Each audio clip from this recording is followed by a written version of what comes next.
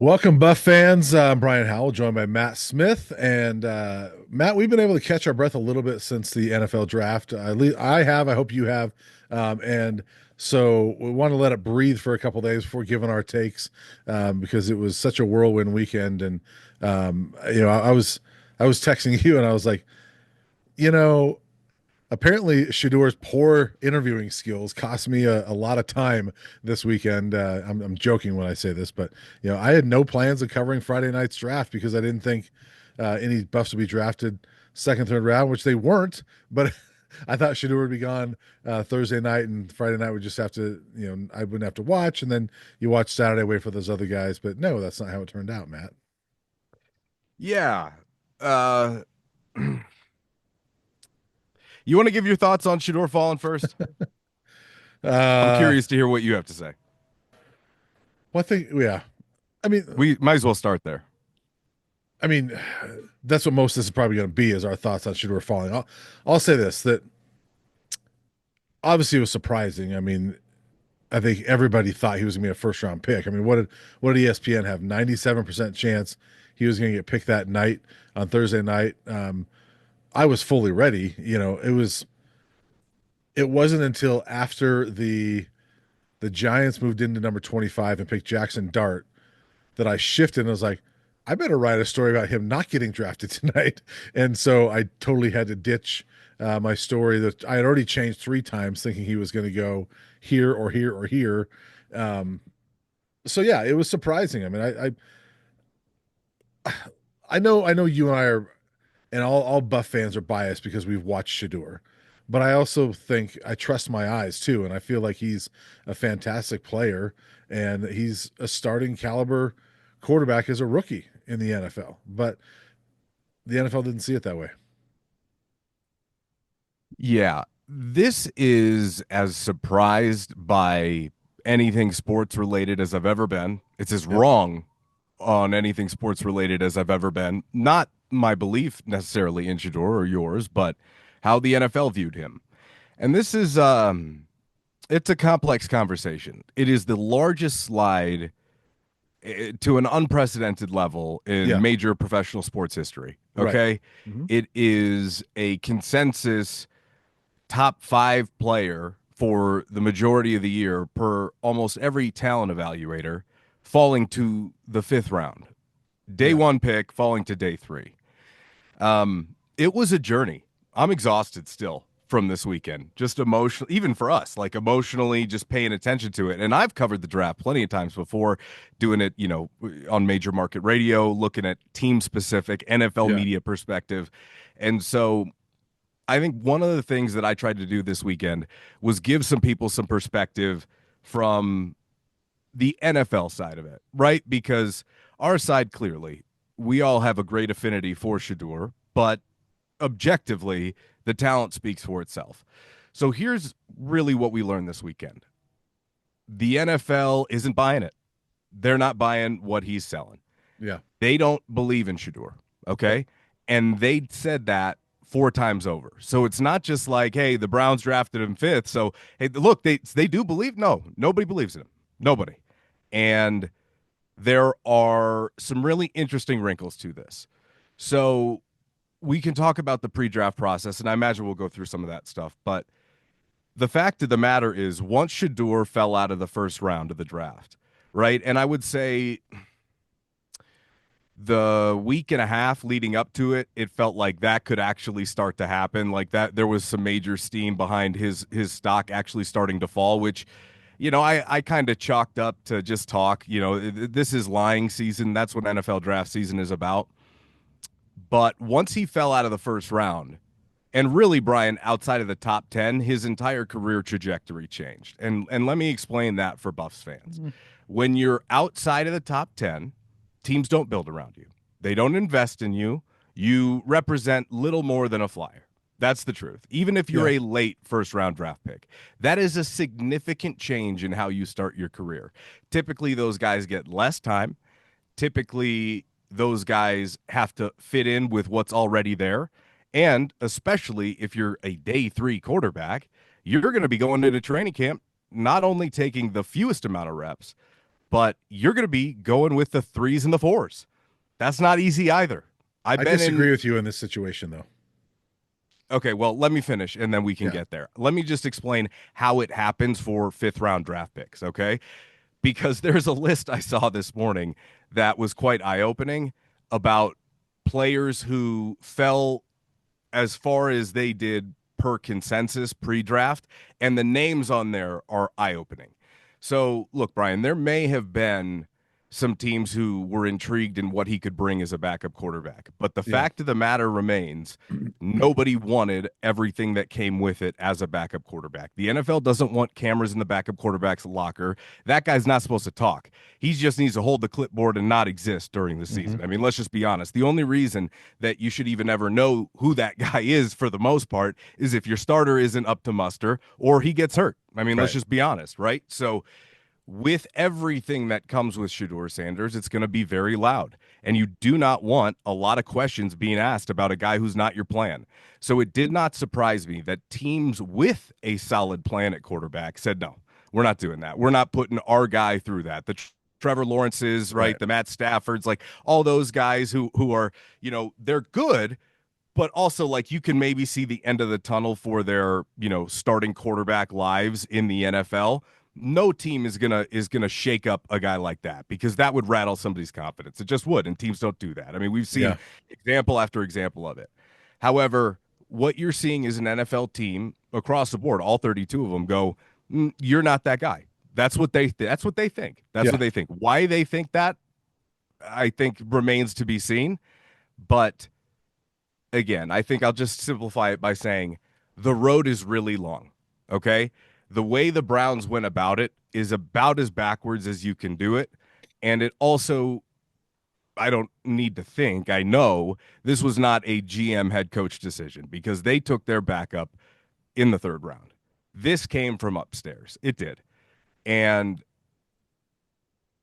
the quarterback competition that Kevin Stefanski is going to have to oversee, I've never seen one structured for four. I saw one structured for three with Bo Nix and Jarrett Stidham and Zach Wilson last year. I saw it up close.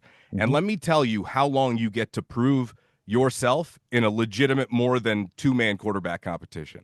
At the end of the first week, everybody was clamoring for it to be over because we've seen everything we needed to see from Zach Wilson. Okay. By the end of the second week, Sean had kept it going for far longer than he needed to, and everybody was splitting equal reps. That's not going to happen.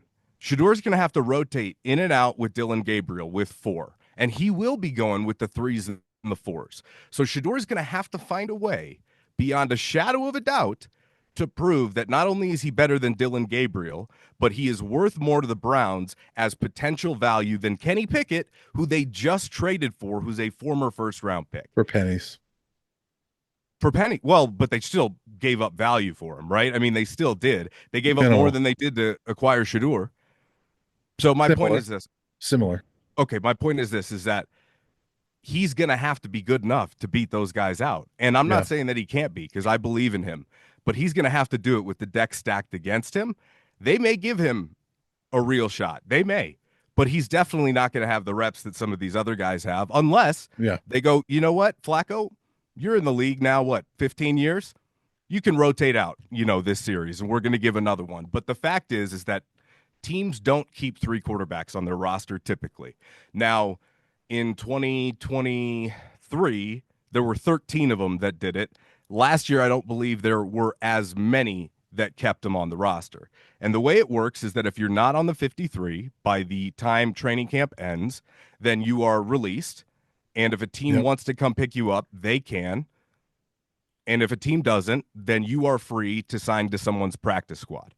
However, if a team doesn't think they're going to be able to sneak you onto their own or doesn't really have any plans for you, they'll just release you and you won't get that opportunity. The point is the security that Shedeur would have come into the league with had this gone the way we all anticipated versus the way it went. It is night and day. Night and day. Now, Yeah, but let me ask you this. mm-hmm. Do you think Shedeur Sanders is better than Dylan Gabriel? Oh, I know he is. Yeah. Okay. Do you think he's better than Kenny Pickett? Yes, I know. Yes, I do. He's making But the roster. He will make the roster. Right. So they're going to trade Pickett or Flacco because Why that not? or cut Flacco. There's Well, I'm not nothing saying. in there's nothing invested in either one of those guys. I mean, there's about as much as what's invested in Shedeur with more Correct. NFL experience. And So so you've got very little invested in. I mean, you've got a one year $4 million deal for a 40-year-old guy that hasn't played more than 8 games since 2019. You've mhm. got 2 point. Well, let's see, I wrote it down. He I think just it's took the Browns to the playoffs 2 years ago. yeah, that was 2 years ago. He's I'm two just years saying. older. He's 2 years older. You traded a fifth round pick and for Kenny Pickett, and you owe him 2.6 million, which is nothing. Hmm. You just traded two third round. You gave up, you used up 2 6 rounds and a fifth round for Shedeur because that's what they traded to get the fifth round for Shedeur. So if he's more talented than those guys, there's no financial. It's like whatever. Kenny Pickett, we're cutting you. You're gone. Joe Flacco, sorry, one of those two is going to make it. Hmm. One of those two will not. The odd man out is going to be one of those two. Dylan and Shedeur will make the roster.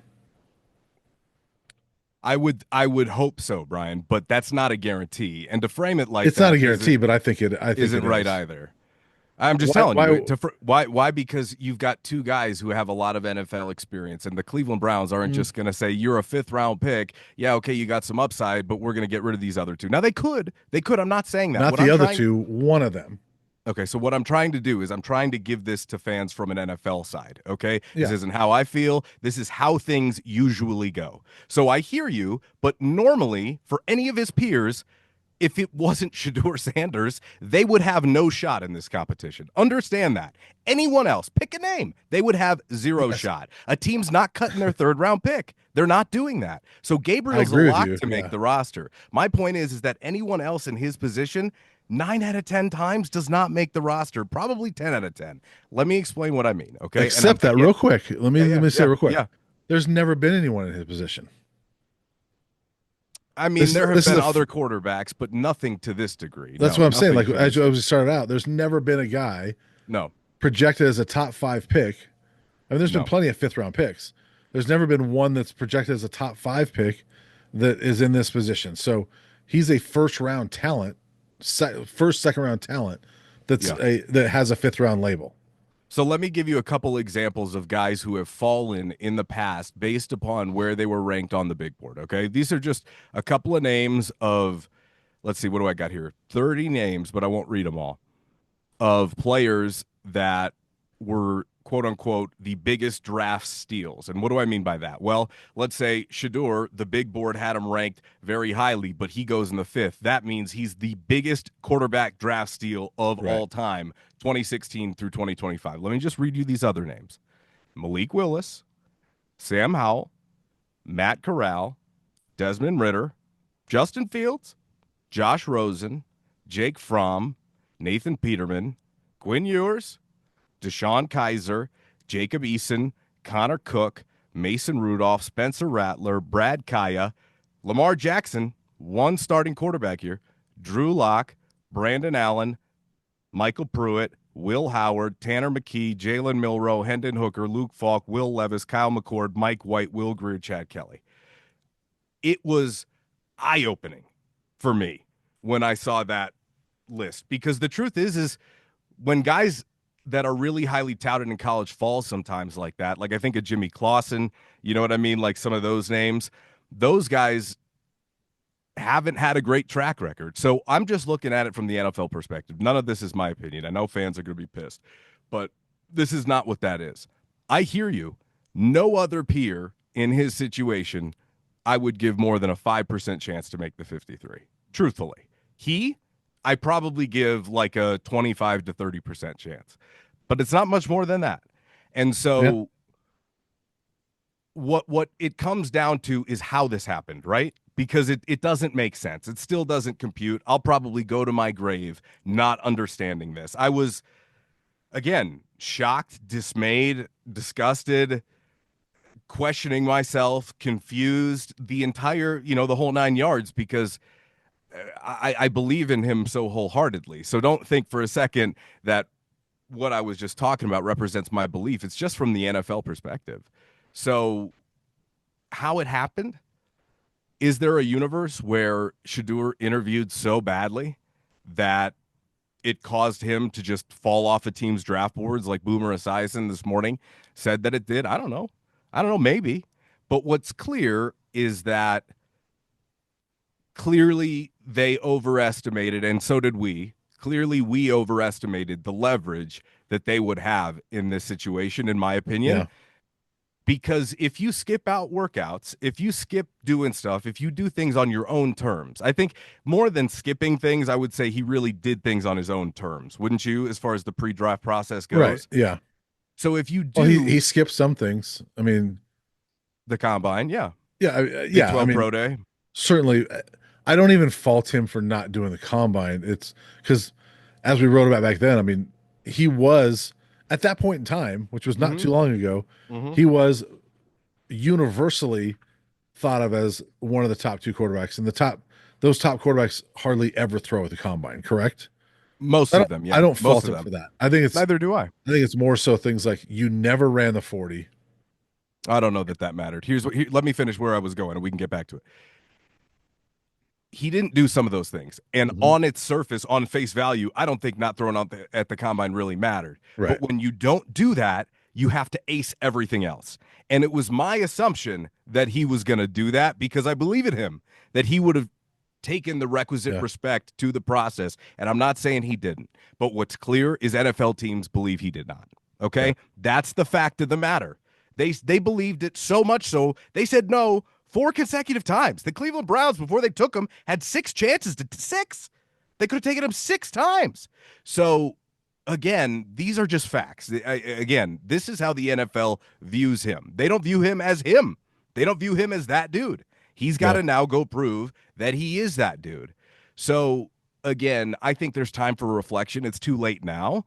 But for Shedeur, it's about really, I mean, you got to be an Eagle Scout when you get there, like nothing else. Right. I mean, you can't be, causing any sort of distraction. You can't be posting daily vlogs. Like you can't do that stuff. It just NFL teams. Russell Wilson had an office. Okay, when he came to Denver, up in the GM's floor with all the executives, and everybody freaked out so much to the point that when Sean Payton came in the next year, they took the office away. Like Yeah. there's little things that you can't do. You've got to fit the box, and the Yeah. NFL basically told Shedeur, "You don't fit our box. You don't fit our box." Yeah. And it's his time now to go prove that he does. That's the truth. And I'll say this about more about his fall is that as I was looking at over the weekend, after everything's settled and everything, I'm like, all right, this was not 32 teams passing on Shedeur Sanders. This was like 4 teams passing on Shedeur Sanders. Okay. And here's my reasoning. Okay. So there was 14 teams made the playoffs last year, right? 13 of them are set at quarterback. And so we can both agree here that if you're going to draft a guy in the first or second round, that's your starter this year, right? Can I ask you one quick question? Just Yeah. when you say set at quarterback, do you mean like under contract? Yeah, I mean, and they're like, who's not set at quarterback that made the playoffs last year other than Pittsburgh? I mean, I'd have to look. I So off I've the got top I've of got my the head. list here for you. So I'll run Okay. through it. Yeah, go ahead. Um, see, I can't read very well. Chiefs, Mahomes, Yeah, right? yeah. The Bills with Josh Allen.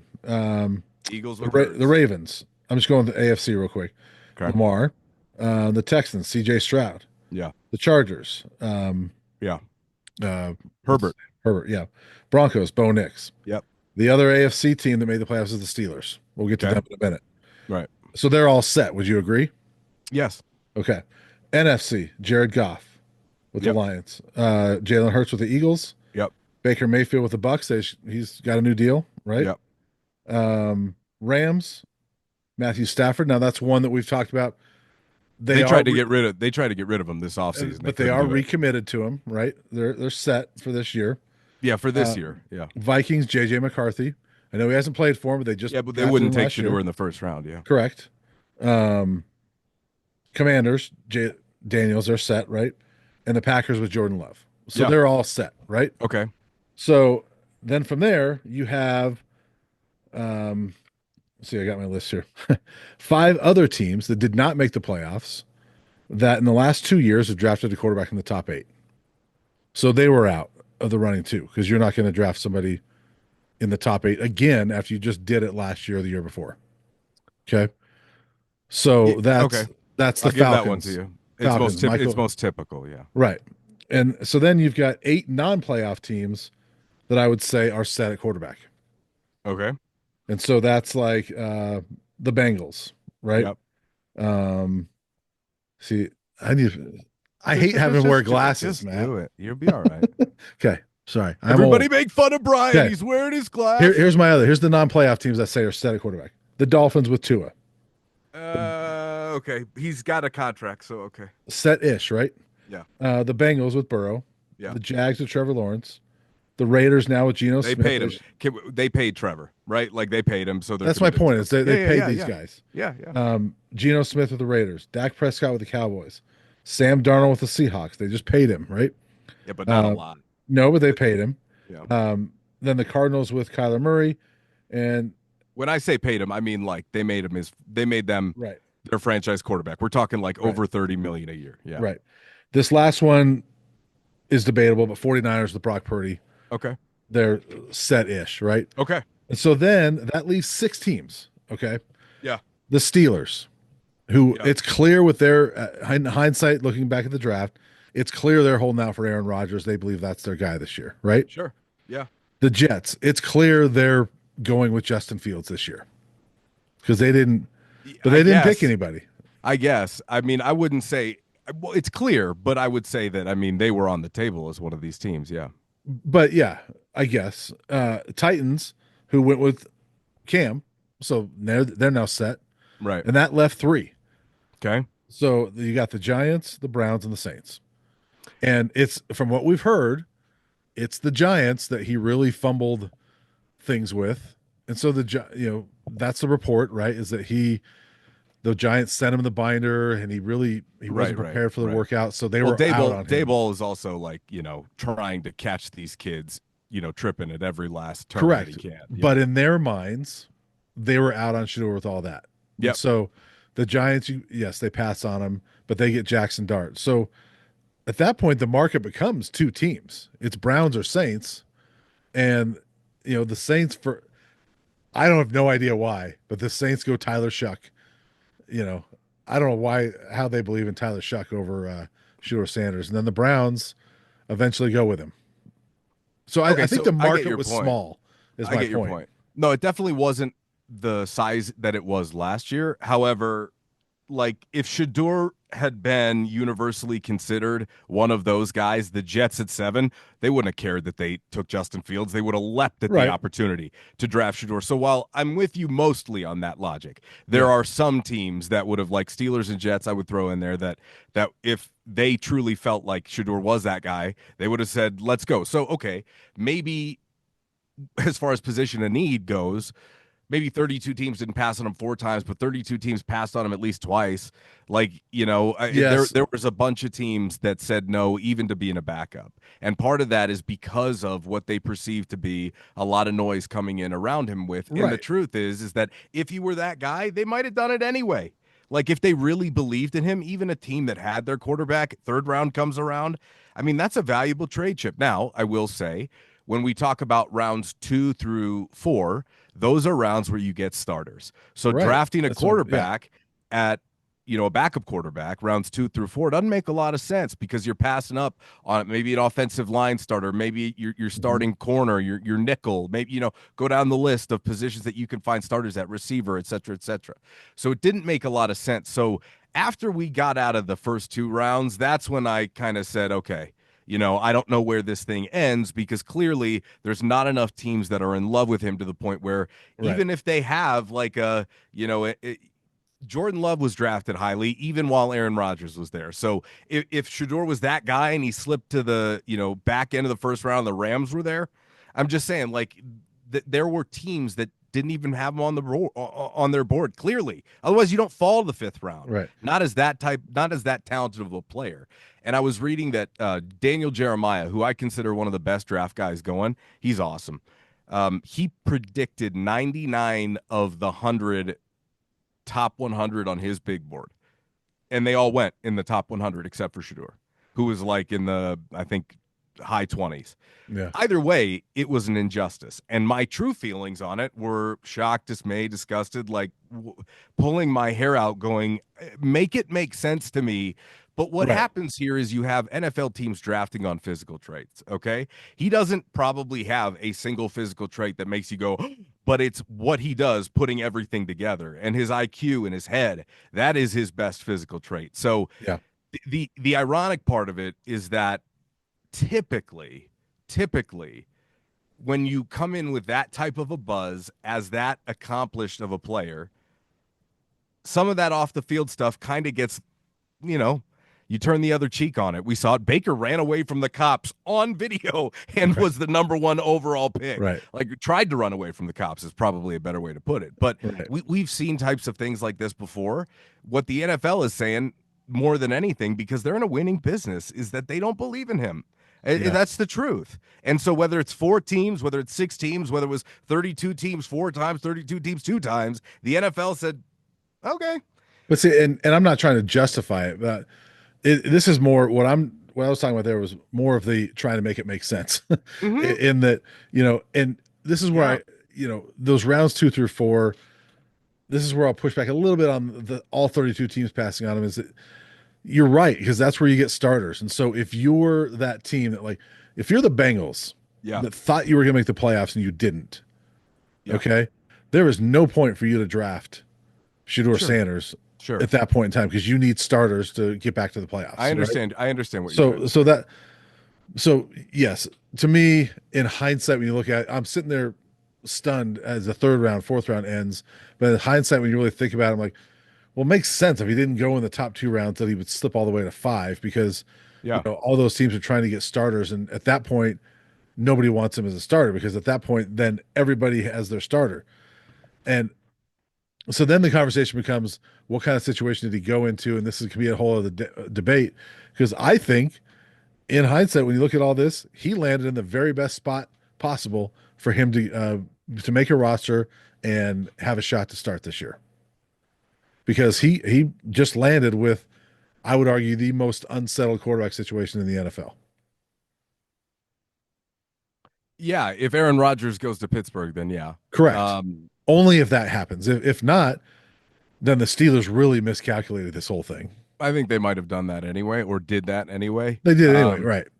So look, I get where you're coming from, but it's also a fact that they all could have picked him and still didn't. So They didn't, but again, I'm just saying. I agree with you, but I'm just saying I know why they didn't. The it justification makes for sense why. why they didn't. Right. It It's didn't make relevant. sense for a lot of them to pick him. I understand. And the But fact Tyler is, Shuck, I mean, come on, man. I mean, Jalen Milroe, Dylan Gabriel was the one where I lost my mind. Like I shut the computer and I drove home. I was upset. Well, that's the whole thing. Like the Brown situation, get Dylan Gabriel. So Which this is why I would it have could- to disagree with this being the best spot for him. Like I think from an opportunity perspective, I understand that logic. It makes sense. They don't have a he'll be there. starter. They don't have a starter. I understand from an opportunity perspective. If he's as good as we think he is, he'll be just fine. I understand, but you got to know that politics comes into play here a little bit, and the fact is that So the does head money. coach, yes, but the head coach and the general manager, apparently, or apparently, and appearingly so, we're not very happy with this, and it doesn't make any logical sense as a football team to draft a quarterback in the third and then follow it up by trading up into the fifth for a guy. Doesn't. It just doesn't. Now, there's the argument that you throw the book at the wall and see what sticks with the quarterback position, which I think is great, but that's more something that's debated on sports talk shows. That's not really something that NFL teams actually do. Otherwise, teams without a quarterback would be taking multiple quarterbacks in, 6th, 7th round every year. Like we would see that as commonplace. So the fact is there is a high amount of dysfunction in the Cleveland Browns organization. And so while I'm with you that there's an opportunity and an opening, it's all about fit in the system. And I think the system is a good fit. That's the one part of Cleveland I think works really well for him. I think it's a solid system for him to be able to show enough to make a 53. So I'll put that out there first of all. Number two, it helps that the entire locker room is already behind him, and so is the city for the most part.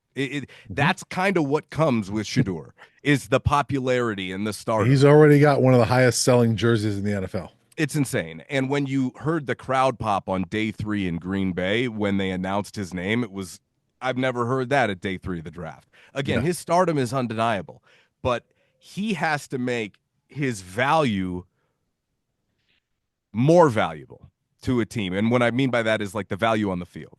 yeah, Are you valuable enough for us to have that all season long, where all season long, anytime a quarterback doesn't play well, we're going to hear questions about the quarterback position because there's somebody back there who you actually really like. And unfortunately for him, it's not like a first round pick who's just waiting his turn. It's a fifth round pick who is going to have to earn his turn. And yeah, that's kind of what I say when I talk about Cleveland. Like, you got a head coach and general manager that aren't appearing, again, apparently so, not on the same page with their owner, because it doesn't make sense. This is what I'm trying to say about this. Like, there's no universe where you just go, I've got so many holes in the team. Oh, Shedeur's still there in the fifth? yeah, Great. I'm not going to take an offensive lineman. Look at Cleveland's offensive line. I remember at the end of last year, both their tackles were out. One of their guards was out, and it was a new center. It was just like, oh my goodness. It's a bad state of affairs in some parts of that Cleveland team. Other parts are good. yeah, So, again, Shedeur gets drafted the first round, then maybe in the second round they draft him another receiver, and then maybe, hey, I don't know, maybe LaJohntay Wester's there in the 7th round because they drafted Shedeur, but that's not how it panned out. So the fact is that now we all get to watch Shedeur for the very first time have to truly compete for a position. That's the right. truth. It For the is. It is very the truth. first time, It is he the truth. really has to compete. But I'll say this: I, I think this is a worse situation for Dylan Gabriel than it is Shedeur Sanders. This I is mean, an he's got unfortunate. job security that Shedeur doesn't. That's the only difference. I He definitely guess does. He's a third-round pick. They're not cutting him. you Shedeur got it could for a get year. cut. Shedeur's not getting cut. He's a 5th-round pick. He absolutely could. If it came down to it, you're not keeping 4 quarterbacks Again, that like I are said, active. yeah, but It's a look, possibility, buddy. Like, you have to acknowledge it it. is Like, a I possibility. understand where you're coming from. My point It's is, just a possibility. if he's as good as we think he is, I agree. he's QB 1 or 2 for the Browns this year. And here's my pick. Here's what I think happens with Shedeur Sanders this year. I think at some point, or with the Browns, I think at some point they're going to trade or dump Kenny Pickett. That's a possibility. They go into the year with Joe Flacco as their starter, Shedeur at 2, and Dylan Gabriel at 3. And Possibility. Flacco won't last the year because he's 40 years old and hasn't played a whole year since 2018 or 19. And at some point, Shedeur Sanders is their starter. It would be great. I'm rooting for it, That's man. what I Like, think happens this year. I'm absolutely rooting for it, but there's a lot of variables that come into play here. And look, if he gets hurt in camp, if something like that happens, like, he doesn't have the job security that Gabriel does. No, I There's mean a if he lot gets of hurt, stuff that. it's all different, obviously. But But my point is that that's how volatile it is. Whereas had he been a 1st-round pick, 2nd-round pick, you don't deal with a lot of that. So no, you that's don't. why that's why I want to just put out there, like, that also goes against his percentage making a 53. It just does. Like, I believe that Cleveland keeps 3. They will keep 3. They don't have 1. They're keeping 3. So you're absolutely right on the money. It becomes, can Shedeur be good enough with reps allotted and talent that he's playing with versus like 1s or 2s, reps with 1s or 2s? Are they going to make it a real quarterback competition, or does he just kind of have to take the scraps? No Yeah, coach does it the same way. Can he be good enough to make one of those other guys expendable? And I would like to think that he could be, because I believe that he can be. But I was so wrong with this. I would be a fool to make any sort of assumption about him making the 53. He yeah, fell to the 5th round of the draft. Like, let's just not gloss over how unbelievably insane that is, to the point where the NFL, whether it was 4, whether it was 6, whether it was 32, the NFL said repeatedly no to what they were selling. So he right, has to find a way over the summer to make him say yes. And I think he can do it. I absolutely right. think he can do it. Am I? But it's just not a guarantee. It's It's just I not. agree with you. So we're essentially saying the same thing. I agree with you, and there are some hurdles. I just believe in him so much Yeah. with that quarterback room. This is why I think this is the best situation for him, other than Pittsburgh without Aaron Rodgers. I think the Jets But would have been pretty good too, honestly. Or the yeah, Saints, but you still have or the Dolphins. yeah. But I mean, not the Dolphins, because Tua is going to be their guy. He's one hit away from his He career is, but being he's still done. their guy. My point is this Browns quarterback room. There's nobody in that room that Mhm. wouldn't just be simple to just toss aside. Yeah. There's nobody in Again, that room. So, and I mean, you have to try to beat out Kenny Pickett, who's already washed out with two different teams. yep. Dylan Gabriel, who we He's already already beaten out Dylan Gabriel. we already think he's better than Yeah. Dylan Gabriel. They don't. That's the hurdle. They, Stefanski must like Dylan Gabriel better. Shedeur's got to prove it. I think he will. And then you got to beat out Joe Flacco, and that's why I think Flacco, because of that playoff run 2 years ago when he came there, and he's apparently a fan favorite. He's going to be the guy day one. Yep. I just don't believe in Flacco lasting longer than 7, 8 games.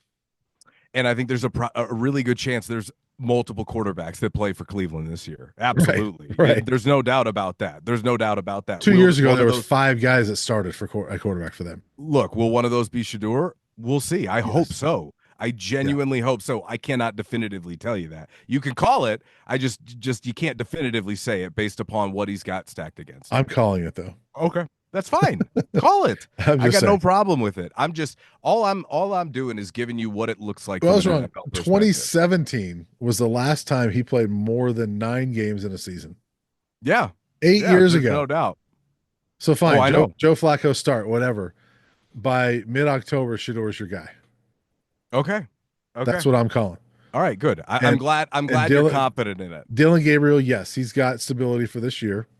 Yeah. And then, when he's not their guy and maybe he's traded next year, but Kenny Pickett's an easy one. You let him go and it's a $2.6 million cap hit, or you grab a seventh rounder for him if you can get it. So, But you gotta also factor in here that he wasn't the head coach's and the GM's guy. He wasn't. he wasn't, He but wasn't. I just That all I'm makes a saying difference. is I believe once they get on the field, they're gonna be like, ooh, okay. And I also believe in all the stuff that's talked about with Shedeur, Hmm. the circus and how he is You as a know that's teammate and all that ridiculous. stuff. Yeah. Right. But I wholeheartedly believe that once he gets there, the Browns are going to love him. I think once he gets there, everything we've heard, he's a good teammate, right? Buddy, I mean, it's the off the field stuff I'm not worried about. The Browns said no to it 6 times. That's what I'm saying is that my point is They spent a they lot don't of know time with him him. yet. They don't know him yet. They spent a lot of time with him in the pre-draft process. He took the official to Cleveland. They came to Boulder. They Yeah, had I dinner get with it. him. I get it, but they've never been around him with their team Yeah, in the setting. I believe that once he gets there, they're going to be like, "Whoa, we were wrong about this guy." I hope so. I genuinely do. I'm rooting for him I every I step of just the way. believe he's that type of personality. I love Shador. We've talked so much about how we love him, but I can also see in Shador how he came across the wrong way to some people.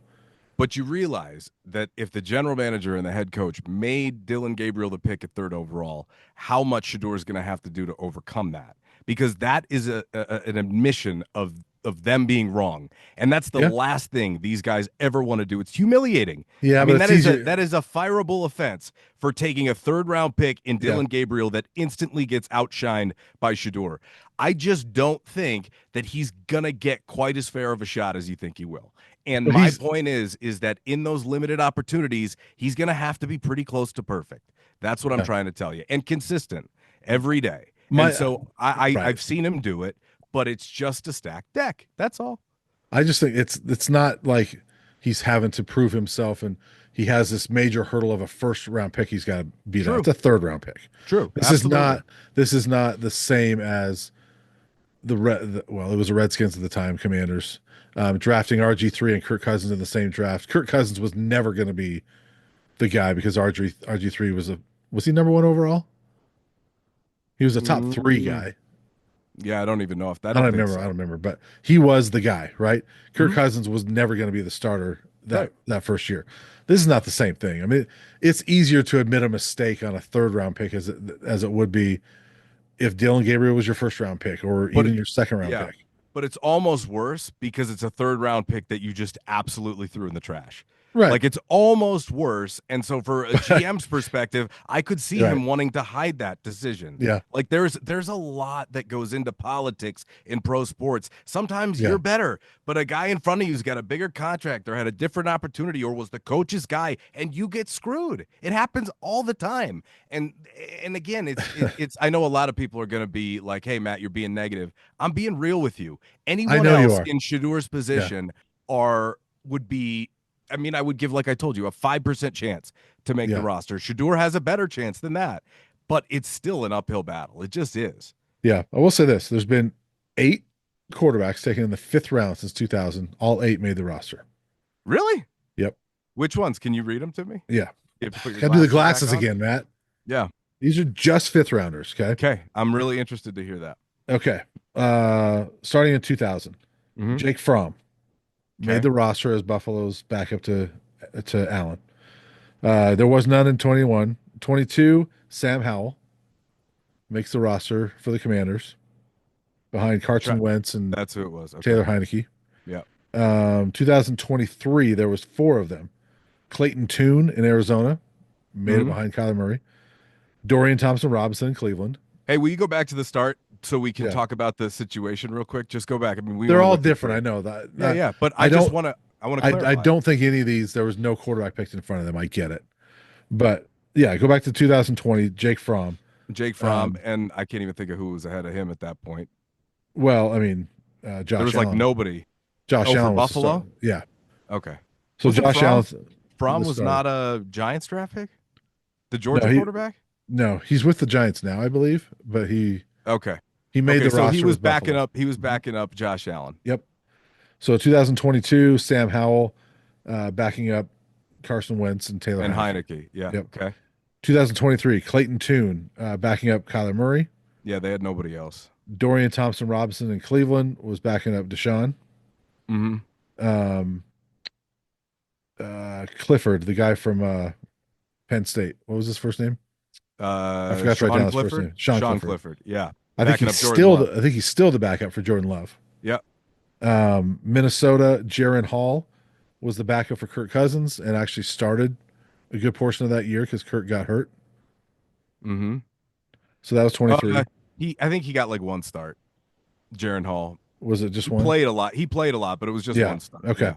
And then there was last year, Spencer Rattler was I actually second think that was string. against the Broncos, by the way. That Was it? start. Uh-huh. Yeah. So Because Spencer then Josh Rattler Dobbs last year. came in. You remember that game when Josh Yeah, Dobbs yeah. had a crazy That's game? right, Josh Dobbs. Yeah. I think Jaron Hall got hurt. Mm-hmm. Yeah, he So did. Yeah. anyway, last year, Spencer Rattler Mm-hmm. ended up being second string to Derek Carr. Yep. And then Jordan Travis. That's a different one because Yeah, because he was that was hurt. with the Jets and they had to keep him because he was on IR. So I love So, that. First of all, great numbers. Different situations yes. and less of defined starters in most of those situations, right? Like Kyler was the only one I think that you mentioned that was actually and maybe Josh Allen, who was actually a bona fide starter of those Well, group. Because Jordan Carson Love. lost that. Yeah, and Jordan Love. So three of them, right? Yeah, I mean, well, I'd Because say most of them. I mean, Derek Carr last Carson year. lost that job. Oh, so four of them. So Carr. Yeah. Derek Carr, Jordan Travis, you have to nix I think that I one 'cause kind of even throw out. he Yeah. got I hurt, don't but even- Aaron Rodgers was the bona fide starter there. Yeah. Kyler Murray was the clear starter in Arizona. Deshaun Watson was the clear starter in Cleveland. Okay. Green Bay, Jordan Love was the clear starter. Minnesota, Kirk Cousins was the clear starter. Yeah. So five of them. So, I mean, all but one. I mean, Washington, it was Carson Wentz, Taylor Heineke. It was all but one were clear starters. And then Fromm was with Josh Allen. Yeah. Okay. So look, but the point is that they also didn't have the in between guy other than in Correct. Washington. So it's situation. different. I'm just saying, Yeah. it is those fifth round guys have made But it. it's a good point. And that's why typically you draft a backup in the fifth round, which is why the Gabriel thing really doesn't make any sense. And that's what I'm saying is like the Browns are going to have to cover for that mistake right away. And I don't think that's something Andrew Berry's all that eager to do. So we're going to find out. Yeah. What I would say though is that, what I would say though is what their moves have shown that they have no clear starter. And they definitely not. Nobody's arguing then I that. think it's wide open, and that's that's where my opinion of this situation comes from, is that Yeah. I'm clearly, Shadeur's the guy that we watched and we know, Yeah. and I'm certainly biased, but I just believe in him enough that I look at it and say, Kenny Pickett, Joe Flacco, and Dylan Gabriel, cool, let's go. I believe in Shedeur to beat out every one of those guys. Other than the fact that the Browns are going to roll with Joe Flacco to Hmm. start because he's the veteran, he's the Yep. guy that took him to the playoffs a couple years ago. He's the guy, but I don't think he'll last, and so you know I just think, and as unfortunate as it was, the whole draft process, I think that Shedeur landed in about as good of a spot as he could have landed. Yeah, it's about as good of an opportunity for sure. Yeah, The organization the is way it just landed. Now dysfunctional. Yeah. we can argue like the Saints would have been a better option if they liked him, right? Saints, Steelers, Jets, I think a They lot. would have been better options if they liked him, but they Yeah. didn't. And Right. so when you all the dust settles, look at it and say that's actually not a bad spot. Yeah. Yeah. Again, it just depends upon how you view the It is an uphill organization. battle, right? Cleveland has never had success Right. drafting and developing a quarterback whatsoever, right? Kevin Stefanski Yeah. notoriously had big blowouts with Baker Mayfield because he didn't Yeah. like his personality. So we'll see. When an owner Do they have kind a of track record of developing anybody? it's you I know, mean it's kind of they do well there's a defensively. there's a lot of those draft picks that you mentioned. If Shedeur beats out Dylan Gabriel, that's having to admit that's a wasted draft pick in the trash. There's a lot of those draft picks from Cleveland over the years that are in the trash. No doubt about it, but You at know, the very same time, Andrew Berry's the one holding the bag. right?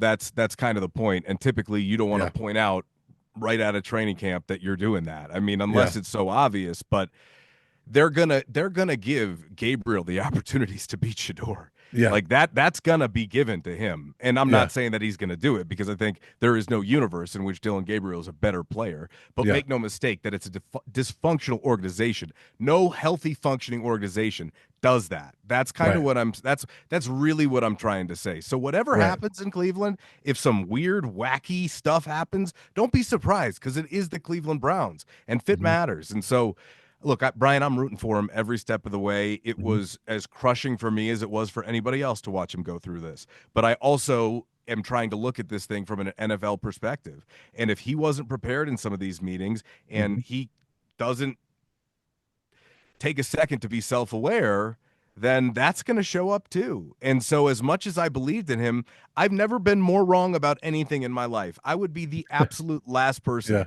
that should be making declarations about what is and what isn't going to happen. So the reason right. why I'm just telling you is these are the possibilities that exist for Shedeur Sanders right now. They are Yeah, not what they were last week. Last week it was a completely different story. for sure. Now Yeah, it is an entirely different story. and So I we just don't want to give the impression of fans that just because he's Shedeur, he's going to get the fair shake he deserves. That's not always how the right. NFL works. That's Yeah, all I'm trying to say. and I agree with you. And I was clearly wrong too.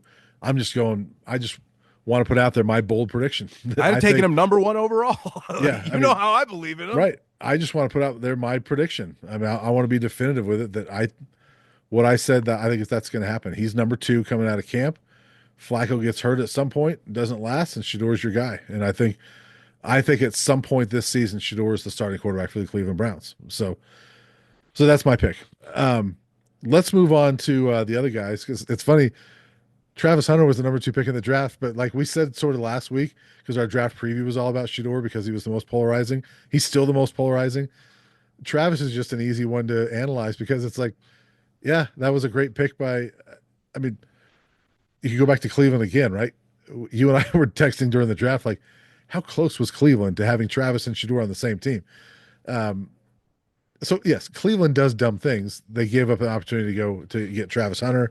We'll see if it works out for them. But Jacksonville, you got to love the bold move and going out and get Travis Hunter. You just grab two stars with one player.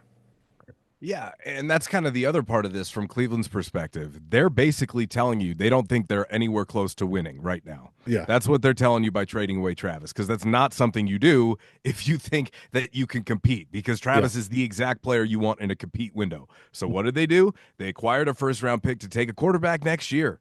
That's Hmm. kind of the other part of this is whereas, you come in, you have some growing pains, you go through it week to week, maybe you win a game, you lose a game, what happens? Who knows? Maybe you get hurt rookie season and then, you've got the security to come back next year. I mean, there's so much more different pressure on this than there would have been if you were a first round draft pick. Is just what I wanted to illustrate because it's not a very simple situation. It's just not something that you walk into, play well, and you're Right. instantly given that. And I just want to make sure we convey that this is some I think we real conveyed hard it. work. We conveyed it. Yeah, and so with Travis, man, how cool is it that Gladstone recognized the generational value that Travis represents and traded as much as they did, 2 1s, a 2 and a 4 to move up a few spots to go get him. Yeah. That's so cool. That's Yeah. amazing. And the fact that they're so accepting and have this vision of him being who he is.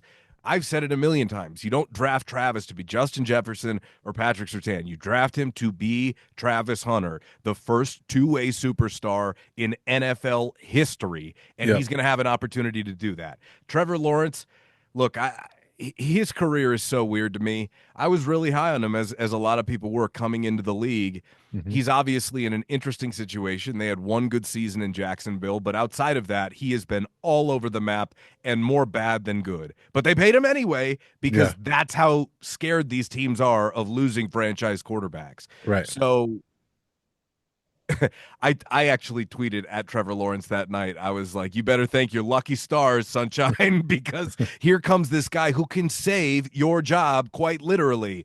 I mean, Travis, you don't have to be, a Hall of Famer with Travis Hunter to make you look good. We watched it with Ryan Staub. We talked about that.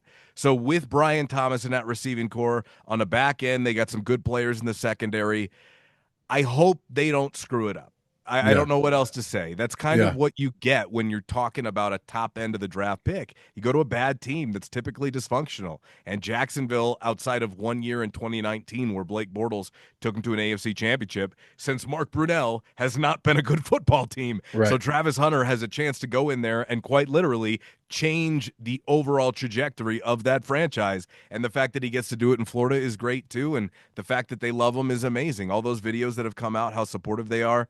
How could you not be happy for him? But yeah, and I think, we talked so much when he was here about, Coach Prime, Deion Sanders being the perfect coach for him in college because Coach Prime let him be him, right? And let him play both ways. I don't know how many coaches in college would have done that. Very, very few, if any, Very few. right? I feel the same way about Jacksonville. Like, this is maybe the perfect spot in the NFL for Travis Hunter to be Travis Hunter because Jacksonville is just kind of that. There's no juice to the Jacksonville Jaguars, right? As a franchise, No, like who wants to watch them on Sunday Night Football or Thursday Night Football, whatever.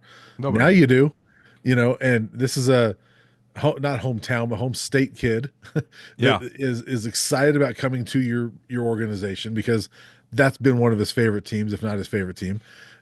He's excited about coming to you. You're going to let him be him.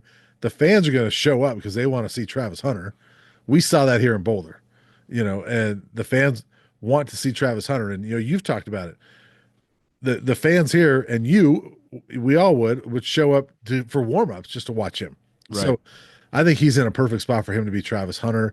I hope he can do it. I'm excited for it. We're all rooting for Travis, but I think that was a great spot for him. I think there's a lot of places he could have gone that maybe wouldn't have let him be him. Probably. He will be undeniable once he touches the field.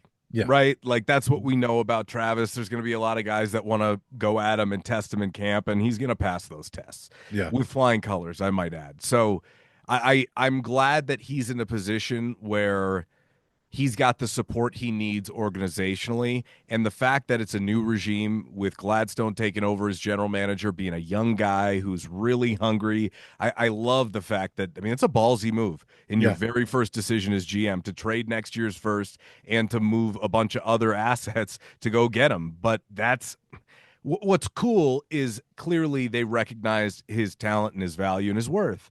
And Yeah. they also recognized it because they watched a ton of CU's defensive film and they added a couple of guys undrafted as well. Yeah. But for Travis, I expect a big rookie season as well. He's going to have every opportunity to do it. I was reading that they're gonna maybe get him going a little bit more offensively and then kind of filter him in defensively. I think that's fine. We'll see what Yeah, happens by the end of training camp. They may have a new plan based upon what they see he can and cannot do. yeah, that's what I loved about. I don't know if you watched their press conference, but I watched the whole press conference with. No, I think I watched both of them. There was one on draft night with what's the head coach's name? Cohen, Cohen, yeah, Liam Cohen, yeah. and the GM. And then when Travis arrived the next day, I watched that one as well. And what I loved about what they were talking about was that hey, we've got a plan. We've talked about it a lot. The head coach and the coordinators have talked about it a lot. He goes, but we're also going to be. Cohen was saying it's very fluid. He goes, we're going in there knowing it's fluid, and it could be he does this one day, but then at the end of the day, we're kind of like, we need to get him more work on this side, and so then they'll. So I love that they're willing to be flexible with him. I think it's going to go. I think they're going to do a lot of what Coach Prime did and listen to Travis and say, "Hey, buddy, how you doing? How do you feel you're doing? How's your body?" And if they all agree, you're going to need some more corner work this next week or this next couple of days. I think that's what they're going to do, and so I think that's why it's great for Travis is that I think they're going to not cater. You don't want to cater fully to him, but he's definitely going to be a part of that process of, hey, here's what I need, here's what we need you to do, things like that. So I like that for him. Yeah, it's trial and error. See what Yeah, works. See yeah, what works, and we can adjust on the fly. And I'm sure that they will use Coach Prime as a resource, and I'm sure that Coach Prime will be glad to be a yeah. resource to let them know how they handled it, what to look for, Hmm. et cetera, et cetera. And I mean, again, Travis can be a superstar. I Yeah, can't wait to watch it he unfold. is.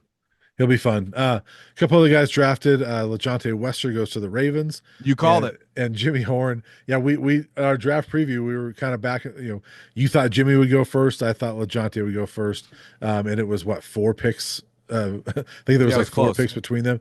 But yeah, we didn't know if either one of them would get picked, but I'm glad both of them did because both great young men. And both deserve that shot. So Jimmy obviously going to the Carolina Panthers. Um, First wide receiver the Panthers have drafted since out of CU since. Do you know who? Not a name that we hope Jimmy stays associated with too long. In like the last 20 years? It was more than that. Yeah. So no. Ray Caruth. Oh, yeah. So yeah, let's hope this is Next, the only next, association he has with next, Ray Caruth and the Panthers. So, um, next. but yeah, I'm excited for both those. I don't know enough about those organizations to know how they're going to fit, but I know those two players and know I think they can fit anywhere. I think that those fan bases are going to love them, and those teams are going to love them. Yeah, LaJohntay fits the culture of what Baltimore wants to do really well. I think just the identity of that team, they're just kind of like a hard hat lunch pail team, which is exactly who he is. John Harbaugh and their general manager spoke very glowingly about him. They envision him as a returner on special teams, and we'll see. Again, he's going to have to Yeah, compete with a lot of other guys. At receivers, it might be the toughest position to make the league in outside of maybe yeah, quarterback. But even quarterback, there's some bad quarterbacks in the NFL as backups too. Receivers tough. There's talented dudes everywhere. So both those guys have a heavy task ahead of them, but at the very same time, they represent very low cost and high yep, reward potentially if they hit. In Carolina, their receiving group is, they drafted Tet McMillan and they've got Xavier Legette, but outside of that, there's not a lot of defined roster spots. Jimmy's got a chance. We'll see how it goes for him. Special teams probably going to be pretty important for Jimmy as well. But yeah, again, you've got what's interesting is LaJohntay. I could see potentially later in the year if he finds a way to make the 53 contributing on that team because Baltimore doesn't have a lot of defined receiver talent. They do. They've got like Rashad Bateman. He can take the top off the defense. They got Zay Flowers, who's unbelievable, but he's also another short guy. Do they want to keep two of those guys on the field? So there's questions surrounding them, but we're rooting like hell for all these guys. You yeah, know what I mean? It's yeah, definitely an uphill battle for them as well, though. yeah. And then four guys that signed after the draft. BJ Green goes to Jacksonville. So does Cameron Silman Craig. And then Shiloh and Will Shepard go to Tampa Bay. So excited to see those guys get opportunities. And then you had a couple guys get camp invites. Justin Mayers with the Broncos. Herman Smith with the Raiders, and then Shane Cokes. I've seen reported got invites from the Broncos and Seahawks for rookie minicamp. So you got a bunch of Buffs getting a chance to go out and prove themselves. Yeah, Bentley also I Did was he get reading one? today. I didn't see Yeah, him. yeah, Chris Thomason today. I think it's Denver Gazette. I'm looking it up right now. I miss Bentley. Yeah, no worries. Yeah, Denver Gazette. Linebacker LaJohntay Bentley will attend Bengals rookie minicamp this weekend as a tryout player. Not out of the question. He could also attend Broncos rookie minicamp as a tryout player the following weekend. They'll see how Okay. things go with Cincinnati. One really cool thing about the Broncos that a lot of CU fans might not know is every year they typically try and take at least one local kid. They do right by the local schools, and it's cool to see Greg and Carrie Penner, the Walton Penner family ownership group, there with Denver now in their third season. Yeah, I Yeah, don't know. entering their third season, continue that trend. And George Payton as well, their general manager. So great to see. I think all those guys got a good shot. A little surprised Chidozie Nwankwo hasn't gotten a shot yet. I hope it's coming for him, certainly. Yeah. If he is one of those guys that has to go the CFL route, I think he'll have a ton of success there. And that might not be a bad spot for him, at least to start, just because Yeah. size-wise, he's going to always have to fight against some of that. But I put out there on social media, like, hey, just get this guy on the field and have your lineman try and move him. Well, That's kind of his role. yeah, and I sort of in our draft preview, I compared BJ Green to former Buff Mustafa Johnson. Yeah, Mustafa might be a better comparison to Chidozie, um, in that they're both disruptive defensive linemen that were just on the short side as far as the NFL is concerned. And Mustafa, he was so dominant for the Buffs, but never got a shot whatsoever in the NFL. And he's tearing it up in the CFL right now. I really thought Chidozie would get signed somewhere, and he still so did I. could, but most of those guys get signed within minutes, it seems, from the draft.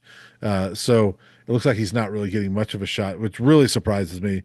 But hey, Maybe somebody goes down at a rookie minicamp. Maybe he gets a last minute call. There are things that could yeah, happen, but yeah, it was a little bit surprising to me.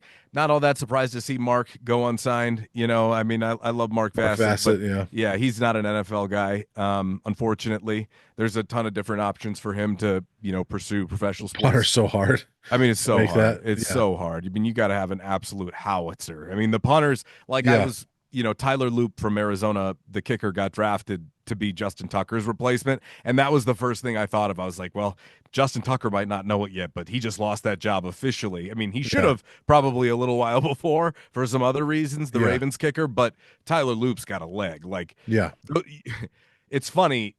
NFL kickers and punters, instantly in college. You're like, oh, okay, you're next level. yeah. There's not too many guys that I've been like, oh wow, he made it in the NFL. No, a lot of it has to do with leg strength. It's But not a you, ton of it has to yeah, do with accuracy. It's about can you boot the ever loving daylights out of the football.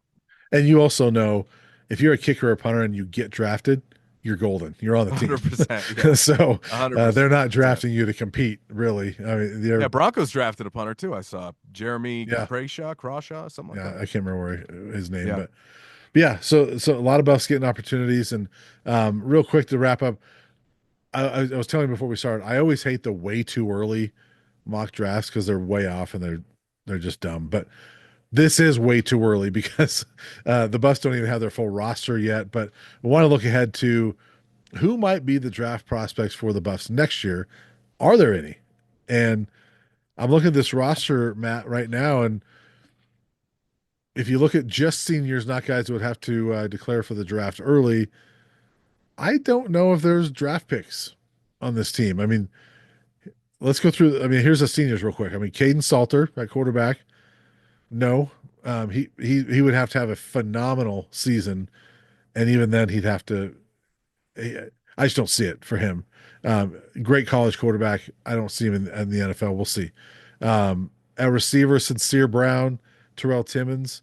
Those are guys that both, if you have a phenomenal season, yes, you can get in there. Um, Tight end, Savell Smalls, probably not. Offensive line, this is where possibly, a Zy Chrysler, a Xavier Hill, guys like that, potentially. And then on defense, Anquin Barnes, maybe, Amari McNeil. Jaheim Otis. I mean, if these guys are as good as we think, but we'll see. Um, Arden Walker, Keaton Wade. Again, if you have a massive year. Linebacker, you got Martavius French, Reginald Hughes, Jeremiah Brown. Probably not. Preston Hodge. This is probably your best senior right there. Maybe, yeah. Preston Hodge. And then, yeah, that's it. So those are your seniors. And at this point, I mean, and then you're looking at like a couple juniors, like a DJ McKinney. Does he declare early? And Omarion Miller, does he declare early? A Carter Stoutmeyer, your best player, your best NFL prospects might be in that junior class.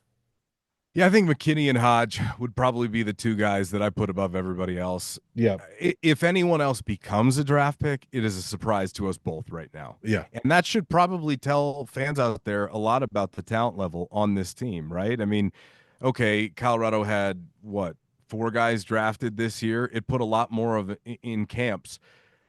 The guys that you just listed, I don't have a ton of confidence except for maybe a couple that even, just projecting out right now that they would be UDFA. So again, when we talk about having a better team than last year, according to Coach Prime, I can't say it in that category.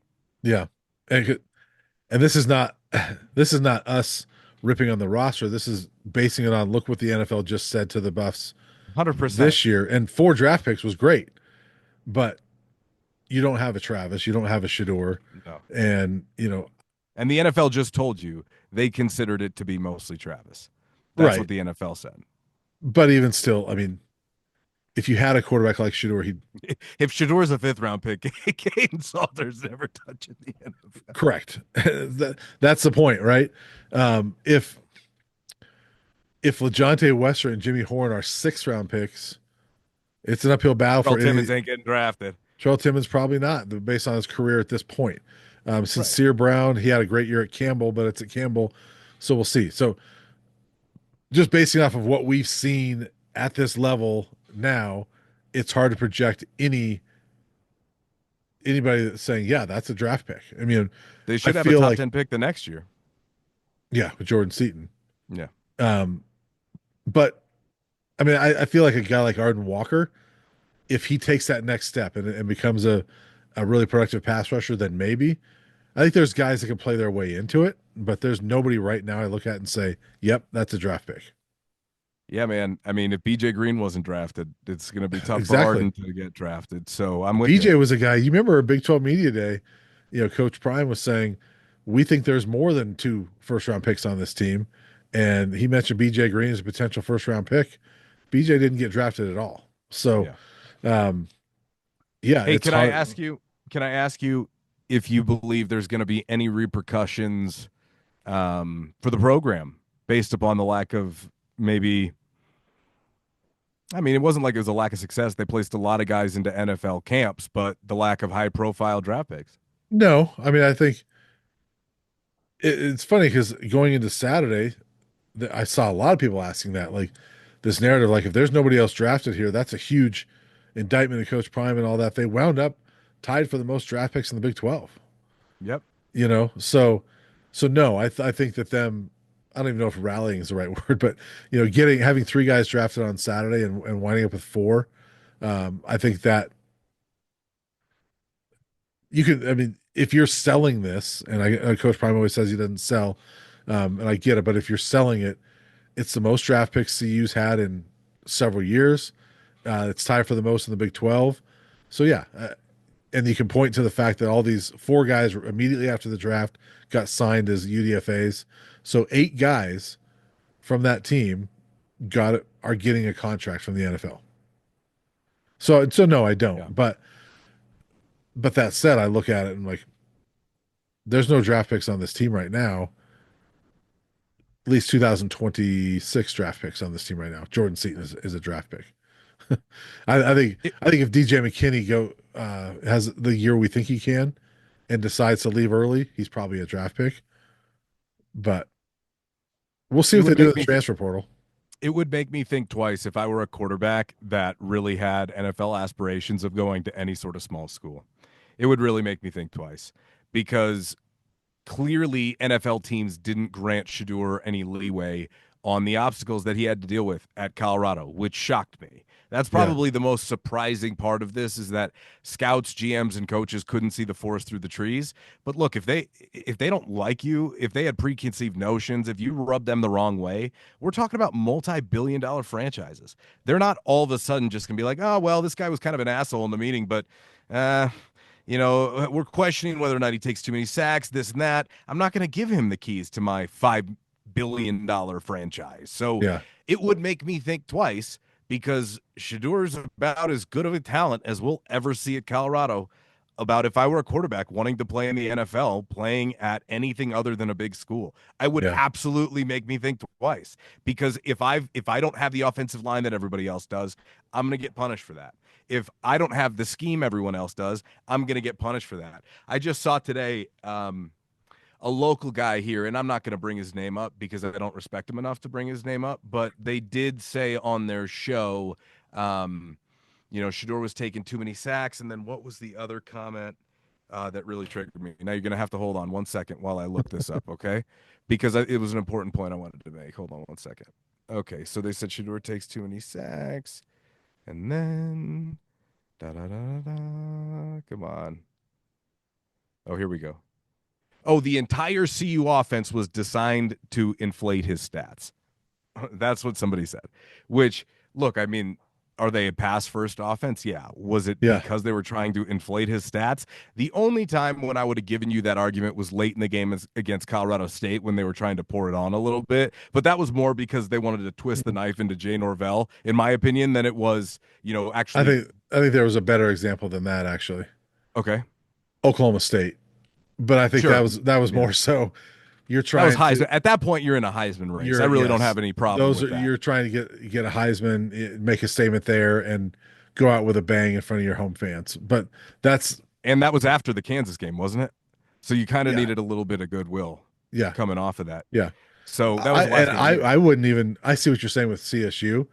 That was a 28-9 game. It wasn't like they were blowing them out. So I would even It was just the I know topic of you conversation at the time. yeah, I We were know. talking about it at the time. But it's So yeah. Anyway, Oklahoma my State point was was probably is the that it most wasn't egregious, but it wasn't designed to right, inflate his stats. And right. if media is going to react like this to Coach Prime in a lot of ways, I'll be curious to see how they treat him moving forward, because that's such an asinine thing to say by a guy who has respect around here.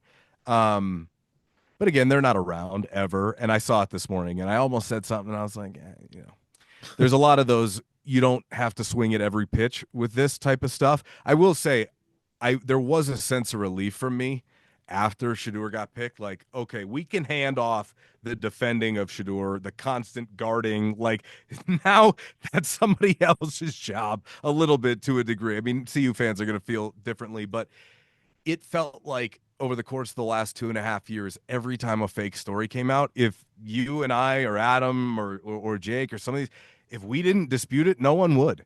Yeah, And that was exhausting. That is really exhausting. And it felt like, okay, well, we don't have to do that anymore. I mean, we'll, yeah, we'll still, cheer and root, but it's not going to be like, hey, from a journalistic perspective, we have to tell you that what you're reporting is unequivocally false. yeah, I felt like almost a sense of responsibility to do that, because it was, their name was constantly getting dragged through the mud, and to such an unfair level with very little pushback, that it felt like almost an obligation, did it not? yeah, yeah, for sure. And now that's on the Browns media. Yeah, it's Yeah, honestly, that's what I and felt. I was I like, know you tweeted this ah, earlier, but like, um, if you host a talk show, a radio show, or a podcast in your Cleveland, best you're summer like, ever, baby. thank you. I've got Mm-hmm. something to talk about all summer. So Mm-hmm. they'll be talking about Shedeur so often. They'll be the most talked about fifth round pick in history. NFL history. Yeah, So, um, absolutely. so Do yeah, you want to talk about the current Buffs a little bit? yeah. Briefly, just a couple of, I mean, a little bit of news that almost got brushed under the rug this last weekend, but I think it's pretty massive. In that the Hood brothers entered the transfer portal, and um, it's not a secret because they basically put it out there that essentially what happened was it looks like the Buffs wanted to move on from Brandon Hood and didn't see him as in their plans at running back. And so Colton was like, all right, fine, I'm out too. And so it's an unfortunate thing. I mean, it's easy for us to sit here and say, well, maybe you should have just held on to Brandon so you can keep Colton Hood. But um, it sounds like that's what happened was, the Buffs wanted to move on from Brandon and Colton. They want to play together. And so he left too. And Jalen Wester, who obviously, if anybody that's had a chance to talk to him, awesome young man, and I was rooting for him big time. Was in that linebacker competition. He jumped in the portal too, and my sense is that it was the same type of deal where it was like, you know, we would like to move on. So, um, yeah, some names we've heard a lot and talked about a lot are moving on. Zach Owens as well. Yeah, Zach Zach Owens as Owens. He well. was earlier last week, but he was certainly he was in the starting lineup all through spring. I don't know if he would have been. I don't know if you saw it today. He committed to Mississippi State, Hmm, and so he's going interesting. with Phil Loadholt. Yeah. But it's interesting. Uh, Zach Owens and the Hood brothers both played high school together, along with R.J. Johnson, who is still a Buff. And I asked somebody, well, what about I mean, RJ's the only one left from that group. Like he didn't get his name in the portal in time. Mm, So they mm. might have lost him too, but he didn't get his name in time. A So little Elvis Doomerville there, yeah, if you remember the the facts didn't go facts. through. Yeah, yeah. Yeah. Anyway, look, they have added Tion Parks, the Illinois State defensive back, cornerback. They have added Xavier Hill, the guard or interior lineman out of Memphis. Memphis. Mm-hmm. Am I missing anybody? Sincere Sincere Brown. Brown. That's been a little bit. Who else did they add recently? I gotta go to.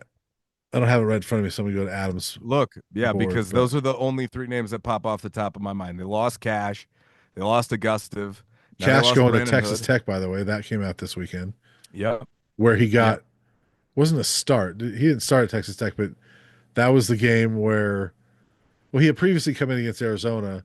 Hank was back as the starter, and Hank lasted like one series, and then Cash. That was his first extensive action, was Texas Tech. So So look, Coach Prime told us after the spring game that he needed what did he was it 15, 16, positions he named or yep. players at least that he needed to get in here. They've added Um, also real quick Terrence Love, a safety from that's Auburn, right.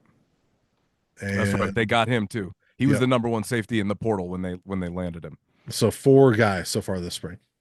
So four guys. So look, he told us that they already had half. So I imagine that there are four more we just don't know about that are already taken care of. At The least, portal yeah. closed. Yeah, the portal closed on Friday. Um, Look, I don't think it's controversial to say it's not off to a great start.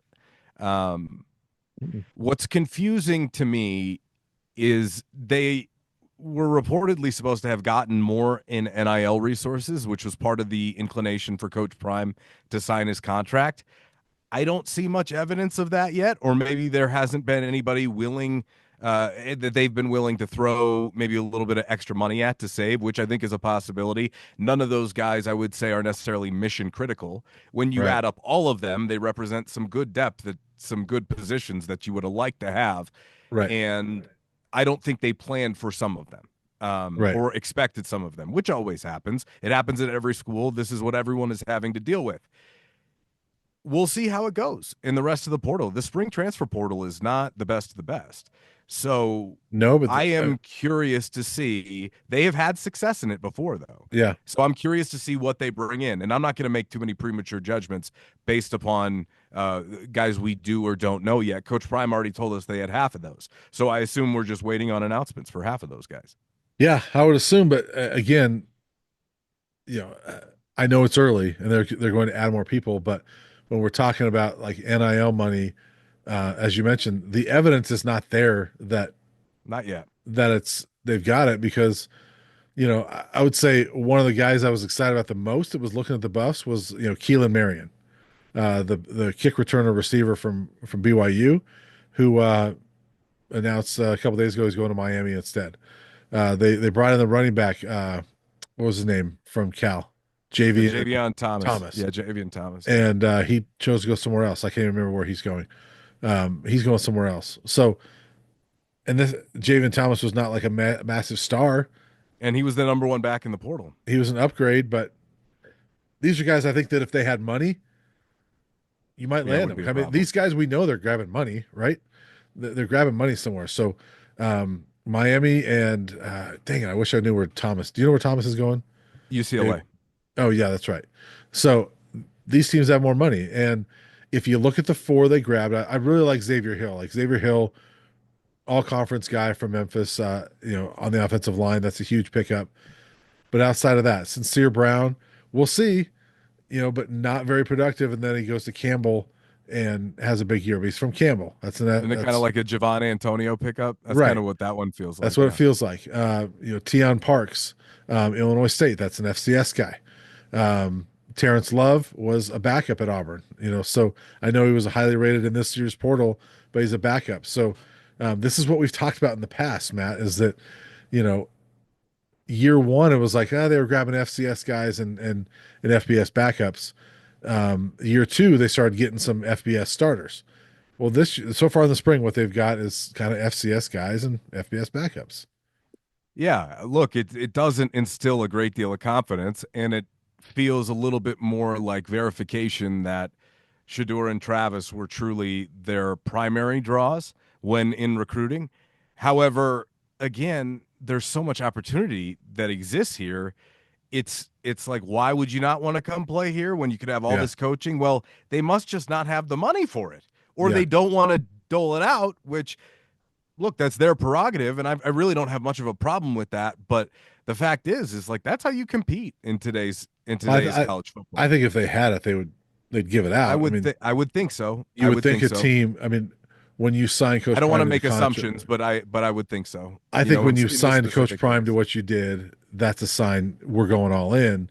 And so I would think that if they had it, they would be giving it out. And so, and again, I'm acknowledging it's early. They could still get some of those guys, Yeah, and it doesn't mean that Sincere Brown, from all accounts, looks like he could might be a steal. We'll see, but he's done it. He did it at Campbell. He didn't do it at North Carolina, and he right? doesn't have Shador throwing to He him. doesn't have Shedeur, He's, but to me, I still believe in Caden Salter being a good quarterback, but I would feel better about a guy that put up big numbers like Will Shepard did it at Vanderbilt. I would feel Mhm. better about a guy doing it, putting up big numbers at Vanderbilt than a guy coming from Campbell. I think it also tells you what recruits think about the program too. Yeah, You haven't had a ton of big guys who only have 1 or 2 years left willing to do it. Everybody realizes that the program is going through transition for the most part, and you really haven't seen seniors. I mean, are any of these guys 1 year guys? Sincere Brown, yeah. Xavier Hill, Sincere Brown, Xavier they're both Hill, seniors. I don't know Tion Parks and Terrence Love what they are off the top of my head. Parks, Love rather is underclassman, or at least maybe he's a junior this year. Okay, The point was is that there's not a lot of top end talent that are going, yeah, I want to come play in Colorado. I mean, yeah, they got some guys, but at least as far as the portal, like their hit rate's not great right now. So again, I'm not making too many early judgments because Coach Prime already told us we don't know about half of them. So every time he said that in the past, he's been yeah, right and he's told the truth, and I believe him. So it doesn't necessarily mean that they're going to fill up that wish list though, yeah. and they're That's already the thing is we're just reacting to what it is right now. yeah. How many So, guys do they have on scholarship right now? Out of curiosity. it's like I don't even know because I haven't updated it from Okay. from this weekend, but Can't be more than 75. It's got to be less than that. I think it's less than that. Yeah. More than It's less than 70, that. you think? Probably around that number. Okay. Well, either So way, that's a bunch of spots to fill up. And the running back room is now decimated. So I would be curious to know what their plan is there. I'm sure it will be revealed in time. Yeah, I don't think it was a great decision to tell Brandon Hood to leave. I mean, they're already so short unless, Coach Falk felt like he just couldn't do it, and, yeah, maybe they wanted to just be upfront with him and be like, hey, we don't believe in you. You're not going to see the field here. And right, which, as a result, that's a very kind thing for them to do, by the way. right, If he's not in the plans, you want to talk about being player friendly. There's a reason you should want to play for Coach Prime because they'll be honest with where you stand. I mean, for the most part, at least I would think. That's It's a tough to bummer to find lose that. Colton Hood. That sucks. Like Yeah, there's no way to get around that. That was yeah, one of your starting corners. Now that's a total question. That's going to be RJ Johnson. That's going to be Teion Parks. I don't know. Does right. Carter Stoutmeyer go back to corner now? I'm not sure. Like Well, I think that's going to have some ripple effects. I mean, there's also the portal, right? Yeah. There's maybe your starting corners there, but yeah, that's the tough thing is, yeah. Plus, those guys find out apparently on Thursday. The portal closes on Friday, and it's like, hey, we don't want to, we don't want you guys. So, or at least we don't Yeah. want No, it's Brandon. tough. It's tough. So So, we'll see how it goes. Not off to a good start though. I no, mean they got a couple of good pieces. I I do think like they're the about Hill kid. 70, about 70. About 70? Okay. Yeah, Yeah, I like the Hill kid. I think he's good. Parks had a ton of pass breakups. He's a bigger corner I remember reading about. Love it feels like more of a development piece to me based upon what they already have, depth. Um yeah, I mean beyond that, we'll see. They got some work to do. yeah. And again, I know people are always going to get upset with us when we're downplaying who they're bringing in, I've but stopped reading the comments. People can't act right. it can be track record too. I mean, you look at that, especially year one. I mean, there was when we're sort of downplaying like these FBS backups that are coming in. Look at the first year, and there was guys that you're bringing in from Alabama and things like that. You're like, oh, these guys are gonna be awesome, and they didn't play at all, right? And And then so, left. and then left, and so FCS guys that yes, I know, some of those Jackson State guys. Obviously, Shedeur and Shiloh, or Shedeur and Travis, they weren't FCS talent, right? No. We all know they were Power Four type talent guys. Cam Silman Craig worked out. There were some of those guys that worked out, but again, a lot of those FCS guys they don't always come up and translate and be great. Javon Antonio, I had high hopes for, and he was a Yeah. guy. You know, Look like Tarzan, play like Jane. I mean, yeah, Coach Prime always talks about that without wanting to be politically incorrect. That's yeah, kind of the right, definition of who that is.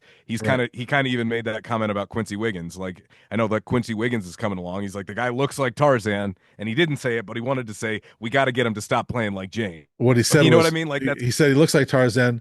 We hope he can start playing like Tarzan, yeah. something Well, like it's that. So, potato potato. The right, point is that you don't win national championships. You don't win your conference doing it this way. yeah, So we'll see what happens, man. I think it's a very interesting time in Colorado football, and it's becoming apparent that unless you've got some of the top players in the country, you need money.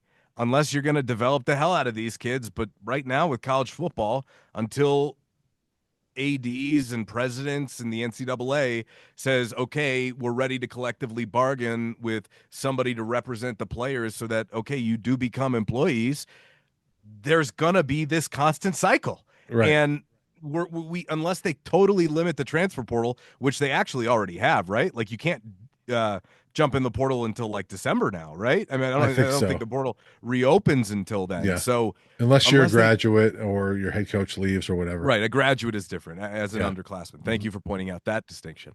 But the point is, they may have to reevaluate some of their strategy or I mean, again, I imagine that it was funny. I was talking to somebody the other day, kind of about Rick George and the blowback that Colorado got for, the jersey retirement. And I said, look, I have a hard time putting a ton on Rick George because his job since he got hired is basically stop this thing from collapsing onto itself like a dying star and losing Colorado football and Colorado Yeah, basketball. His right. job has basically been with two hands to hold up the ceiling that's caving in since he got hired. I mean, he's done a really good job. Mhm. So I don't know. I don't know. It feels to me right now, if you don't have one of the top checkbooks in the country, you're not going to have one of the top teams in the country. And I Right. think it's as simple as that. And look, I also want to point out that to me, this is not a Coach Prime thing. This is a University of Colorado thing. Because if you at look at men's and women's basketball, the next two biggest sports, okay? The men have was it two or three roster spots open? How many guys have they signed out of the portal, Matt? Do they? Do they only have two or three? I think it was only two or three. I'm shocked. I feel Because you like got it's because you going got to a need bunch to of be way freshmen coming more. in. It's not much, but That's like right. they've how many guys out of the portal One? and where did he come from? One of those Cal Poly, UCSD, Yeah, UCSB, it's one of one of those those. schools. It was Yeah, lower level, a yeah, low mid major guy, right? yeah. The women's basketball team. They've got 6 spots, and I'm sitting there watching all the top players are going elsewhere because Colorado just does. They don't have the money, and I'm told, hey, here's some of our top targets. So I'm watching them. Oh, she's going here. She's going there. She's not coming to Colorado. So Yeah. they got a couple players that they were targeting, but they can't afford the top players. The University of Colorado just is not in that spot to where they're affording it, and so this is not knocking Coach Prime. It's Colorado does not have the money that some of these other schools have, and so it's not surprising to me. And like you and I, we text all the time. It's like here's another guy coming in that people are excited about. This is a high end transfer, and he comes and visits, and then what happens? Well, he signs at UCLA. He signed at Miami. It's what Carter Stoutmeyer said to me, what, 2 weeks ago? Right, Some kids get a couple $100,000 thrown in front of them. They can't say no. And I right, can't blame them either. I can't right. blame them either. I just want to point out that I think our expectation, well, I'll only speak for myself.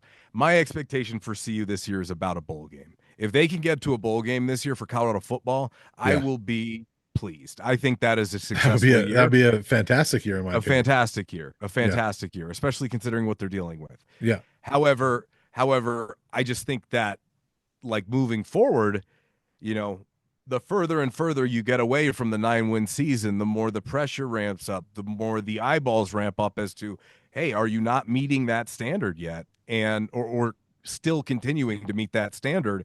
So, Coach Prime's here. He's committed for the long haul. And yeah. I would say that their priority probably has to be finding a way to get more money. Yeah. Because I imagine that's probably all Rick George's That's the job big thing. basically is, Yeah. right? Is just finding other revenue streams, whether that's private equity. I don't know. Whether, I just saw the other day the University of Kentucky converted their entire athletic department into an LLC, Right. right? This is in an effort to treat their athletes as employees and to grant them those protections, but also grant themselves the protections afforded to an employer as well. Yeah. So it's fascinating, buddy. And my point is like at the end of the Yeah. year, if you're hovering right around a bowl game, what's the buzz going to be for the next year if it's not Right. from top talent on the roster? It's something that if I were not only Rick George, but Coach Prime specifically on this one, to think about being like, okay, projecting a year out, let's say everything doesn't go best case scenario, which I know he doesn't really like to do. He's a Yeah. best case scenario only guy. That where do we go from there? And how do we handle that? Because if we don't Yeah. have anything but money pulling, this is after Shedeur fell, the one thing I would do would be kind of reevaluate how much power and pull that I really had. Okay? Like that was a sign. If Yeah. he had as much as he thought, that wouldn't have happened. Yeah. That's the truth. And I think that has to be taken into account when you look at the state of this football team right now. Yeah. Well, yeah, and the whole athletic department, like I said, and it's amazing. You can look around, and just if you follow the transfer portal, you can tell the schools that have money, right? Yeah, it's easy. And like, Dead and, giveaway. and again, people don't want to hear about women's basketball. I understand, but I cover women's basketball, and It's an hour and a half. The only people who yeah, who are listening to us still like us. yeah. So, but TCU never done anything in women's basketball. Yeah. NIL period has been fantastic for them because their boosters have a ton of money. Last year, what happened? They're in the Elite Eight because they went out and bought Haley Van Lith and a few other people. And the narrative is, oh, look at their coach, this amazing turnaround job. He's got money. Haley Van Mhm. Lith, all those people graduate. They're one of the biggest players in the transfer portal. They're loaded up. They got a whole bunch of really good players. Colorado, Yeah. they got one of the best women's basketball coaches in the country, but they don't have money. I think Colorado has one of the best football coaches, around. They don't have money, and we're seeing that. Um, Again, it's not a knock on Coach Prime. You can bring in all the Hall of Famers you want on the staff, but if you don't have money to buy players, you're I coaching give you a really FCS good guys. example. I give you a really good example. I turned a job down with a lot of notoriety because there wasn't enough money. That's Yeah. I'm just saying, like people Yeah. got to make a living, and a lot of these Yeah. kids will never play pro, and you have to maximize your earning potential. So until things are legitimately regulated, where you have a fair system for not only schools but athletes as well, and they have those requisite protections, you're gonna have to find a way to earn more if you want to compete. Yeah. And there's a reason why I said, hey, maybe soften the rhetoric because I don't think they have it right now. And if you Right. want to be compared to the schools, if you're a have not and you want to be compared to the haves, it's great when you have your son, who's one of the best quarterbacks in the country and the Heisman winner. But you take those two guys away from the equation, and I'm just keeping it real now. You're not going to like what's left over if you're Yeah. trying to compare that to the haves because you no Mhm. longer have the best two players on the field anymore. Right. In fact, I don't think you're going to have one of the best players on the field at most positions other than maybe left tackle and corner and maybe Yeah. receiver right now. Yeah. So there's a crossroads coming here Yeah. that you may have paid Coach Prime to be one of the top 5 coaches in college football, but the fact of the matter is the way it's going, that might not be actually where you want to spend your money, question mark. Right. Yeah. I'm just saying, like I mean, I don't Well, know. and that could be a whole other discussion, right? Is that he got a nice hefty raise and he deserves it, but that's 100%. That's not what I'm trying to say. He's but earned it.